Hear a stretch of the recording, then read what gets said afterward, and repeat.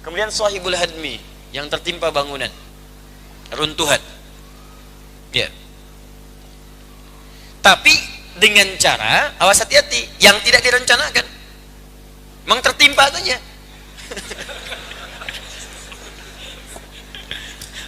Yang udah miring nih, yang lampu. Ya, sengaja di situ. Angin sedang kencang. Ngapain? Syahid. Wah. Ali bin Abi Thalib radhiyallahu taala anhu sedang berdiri. Tiba-tiba sadar, kemudian atap bangunan itu sedang lapuk. Seketika langsung berpindah. Begitu pindah, jatuhlah bangunan itu. Bruk. Selamat beliau. Kata seorang di sampingnya, Ali, kenapa engkau menghindar dari takdir terkena bangunan itu? Kata Ali, saya berpindah dari takdir yang satu ke takdir yang lain. Maksudnya mengajari orang ini, ya, bahwa kita diberi kemampuan oleh Allah untuk melihat keadaan. Kalau memang ada yang berbahaya, pindah. Jelas ya? Nah, ini bukan ditungguin. Tsunami datang, syahid. Bukan, pergi.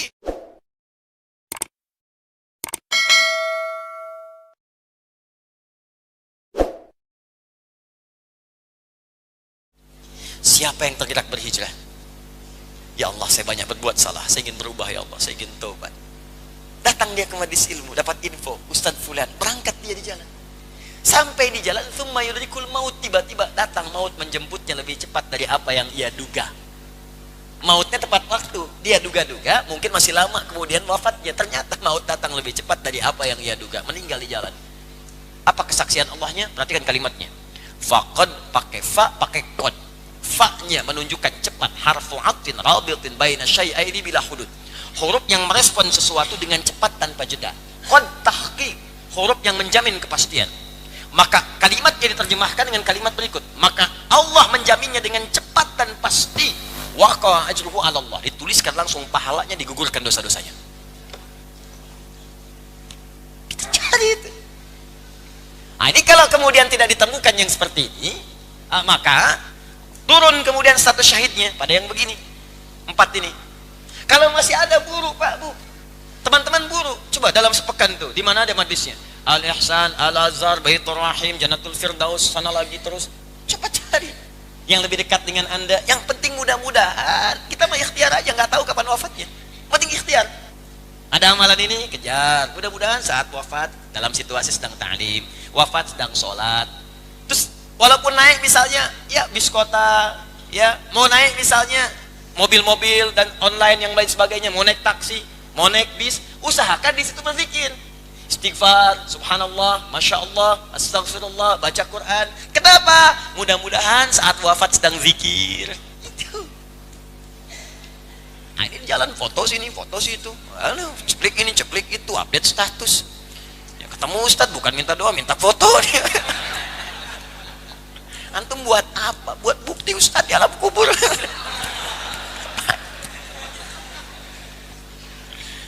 Allah. Man robuka, jamaah Ustaz Adi. Enggak ngaruh. Jelas ya? Tayyib. Jadi ini. Nah, kalau itu tidak ada, ta'lim misalnya belum dapat peluang karena terisolasi di sebuah tempat misalnya. Ta'lim enggak berjalan karena ada wabah. Ya, enggak bisa. Kalau wabah itu kata Nabi, yang dari luar daerah itu jangan datang, yang situ jangan keluar. Itu rumus. Ya, itu rumus setiap penyakit menular. Makanya kalau ada penyakit yang menular, ya flu, yang flu berat itu yang mungkin menular, jangan paksain ke masjid. Di rumah itu lebih utama. Idza maridal 'abdu aw safar kutiba lahu mithla ma kana 'alaihi muqiman sahihan. Hadisnya sahih. Jika seorang hamba sedang sakit atau bahkan sedang safar dan tidak bisa menunaikan amalan rutin yang selalu ia kerjakan, maka ketika ia mengerjakannya tanpa amalan rutinnya itu, pahalanya tetap diberikan sempurna. Kalau ada seorang hamba sakit, biasa ke masjid, kena flu-nya flu berat, yang kalau datang bisa menular, yang lain kena flu semua. Maksa lagi pengen di belakang imam, imamnya kena flu juga. Besoknya nggak ada yang imamin, celaka cepi. Ya. Makanya tinggal di rumah. Saat di rumah itu Anda sholat padahal biasa ke masjid, pahalanya diberikan sesuai dengan yang biasa ke masjid. Pahala yang sama dengan ke masjid. Nah, ini mungkin karena ilmu ini belum sampai, makanya dipaksakan ke masjid. Kalau sudah sampai ilmunya, di rumah aja nggak apa-apa. Ya. Papa ke masjid, Pak, pahalanya banyak. Mama, hadis Nabi. Ya udah jangan deket-deket mama sana-sana. Misalnya. Nah, jadi yang dari luar jangan masuk, yang di dalam jangan keluar penyakit menular itu. Ini yang terkena wabah tiba-tiba meninggal kemudian. Mat'un. Maka statusnya apa tadi? Syahid. Tapi bukan syahid dunia, hanya akhirat saja. Itu pun statusnya di bawah yang tadi. Ya, yang ta'lim, yang syahid di medan perang itu masih di bawah. Jelas di sini? Mabtun, yang wafat dalam keadaan terserang penyakit di perut, sakit perut, mah akut, ya, termasuk perjuangan yang levelnya paling tinggi di sini. Seorang ibu yang tengah mengandung wafat, ya, melahirkan wafat. Itu tinggi, Bu, pahalanya. Ibu nggak usah takut, Bu, kalau sedang lahiran nggak usah takut, ya, nggak ada kaitan dengan kematian. Kematian itu tidak identik dengan lahiran. Kematian tidak identik dengan jantungan. Banyak orang sakit jantung masih hidup, ya. Ada yang kutilan meninggal.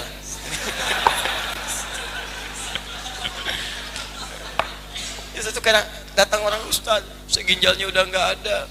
Ustaz, saya sakit jantung. Pak, Bu, nggak ada kaitan dengan kematian. Banyak orang sakit masih hidup, orang sehat meninggal. Orang banyak jantung sehat meninggal. Ya, banyak kemudian orang macam-macam meninggal juga. Jadi nggak ada kaitan. Ibu kalau mau lahiran nggak usah takut, nggak ada hubungan dengan kematian. Tapi itu jihad. Kalau meninggal pada saat itu statusnya tinggi, syahidah, syahidah, sedang syahid di jalan Allah Subhanahu Wa Taala. Jelas ya? Baik. Penyakit misalnya datang bulan, ya, ya head, ya head, udah head aja lah gitu. Datang bulan, datang matahari dan sebagainya udah. Head itu kan khusus perempuan dan bukan aib menyebutkan head. Sakit perut dan meninggal dunia, masuk syahid. Syahidah. Ini belum ada ilmunya aja. Kalau sudah tahu itu sudah, ya, jalani, bersabar, kerjakan amal soleh, zikir. Kalau sedang sakit itu zikir, zikir Allah, astagfirullah, astagfirullah. Nah ini kan zikir nggak keluar, kalimat-kalimat kasar, aing ngeri. Itu kalau nggak pernah kemudian beramal soleh susah. Ya. Gharik, tenggelam. Ingat ya, dasarnya iman beramal saleh. Jadi masih dia beriman, artinya yang beriman. Kalau nggak beriman nggak masuk kategori ini. Walaupun tenggelam tidak. Ya, kalau tenggelam di mana? Belum tentu. Tenggelam tuh di air, bukan di laut. Di air, bisa yang di danau, bisa yang di laut, bisa tiba-tiba air laut naik, terkena, terbawa, terseret dan sebagainya. Ada sebagian hamba-hamba Allah yang memang tertuliskan demikian. Allah cintai, dia udah beramal. Ya, Masya Allah, saudara kita doakan yang di Aceh, yang terkena tsunami dulu, mudah-mudahan masuk kategori syahid dalam pandangan Allah Subhanahu Wa Taala. Ya. Kita melihat positifnya yang baik-baiknya, maksudnya berhusnudzan. Ya, jangan terfikir yang lain-lainnya.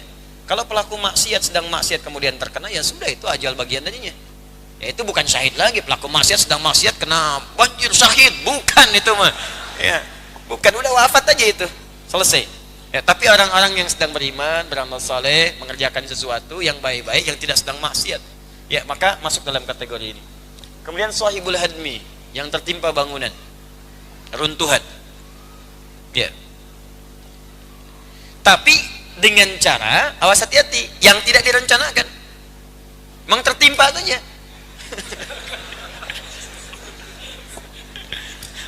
Yang udah miring nih, yang lampu. Ya, sengaja di situ. Angin sedang kencang. Ngapain? Syahid.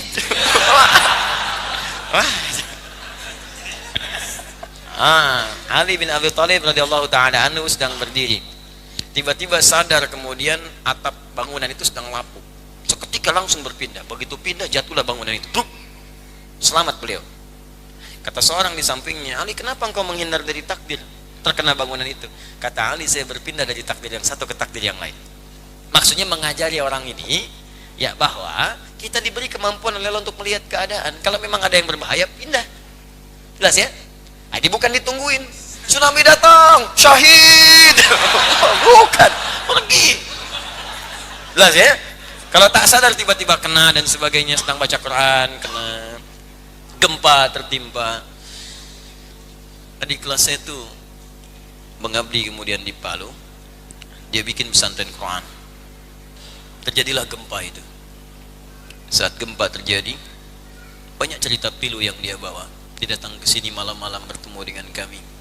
Ada sebagian juga teman-teman mengisahkan, Allahu Akbar, ada para santriwati, mereka penghafal Quran. Bahkan ada sebagian di antara mereka yang sudah 30 juz selesai. Ada kisah tentang kerudung, ada kisah tentang mushaf. Allahu Akbar. Satu kali ada yang sudah tertimpa oleh bangunan gempa ini kisah nyata. Kemudian saat tertimpa itu, pertama dia minta selamatkan dulu temannya dulu. Kawan saya tolong keluarkan dulu katanya. Sudah diambil kemudian kawannya. Yang kedua, ini yang paling menarik. Karena ini yang paling berat, harus menggunakan alat yang spesial, khusus. Alatnya belum tiba. Apa yang dia katakan? Tolong mushaf saya. Mushaf saya. Dia pegang mushaf, dia selamatkan mushaf dia. Yang dia baca, yang membantu, yang menghafal Quran sampai khatam, yang mengangkat derajatnya, tolong mushaf saya. Dan saat kemudian alat itu tiba,